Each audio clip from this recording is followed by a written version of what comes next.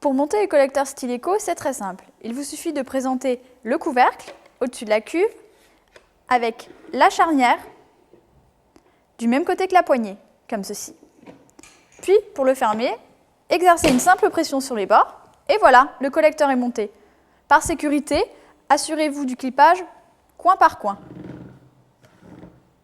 L'intérieur du couvercle possède le nécessaire pour désolidariser les embouts perforants d'une seule main. D'un côté, 2 opercules pour dévisser. Super.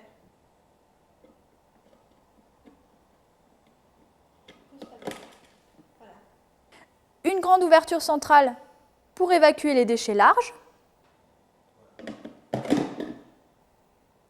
Et 2 autres pour éjecter.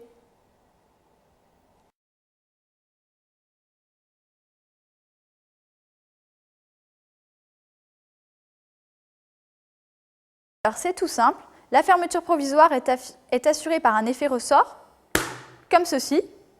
Pour réouvrir, il suffit d'utiliser la languette de préhension. L'une des principales causes des AES, accidents exposants au sang, lors de la manipulation d'une boîte à aiguilles, est le dépassement de sa limite de remplissage. Avec la gamme Styleco, la limite n'est pas un simple trait à ne pas dépasser, mais également une limite mécanique. En fin de remplissage, et si jamais la limite est dépassée, ce n'est plus votre main, mais la raclette de trop-plein qui vient repousser les éventuelles aiguilles en trop. La norme NFX 3500 recommande de fermer les collecteurs provisoirement entre 2 utilisations. Mais bien souvent, la fermeture provisoire n'est pas utilisée car pas pratique pour les utilisateurs. C'est pourquoi nous avons créé sur nos collecteurs un système très efficace, mais aussi très facile à ouvrir d'une seule main. Regardez, je ferme le couvercle d'une seule main par une simple pression, comme ceci. Regardez, la boîte est fermée.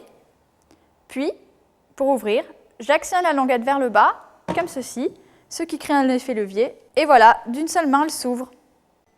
Pour fermer définitivement votre collecteur, il suffit de plier la languette comme ceci et de fermer la trappe en insérant la languette dans la fente juste ici, comme ceci.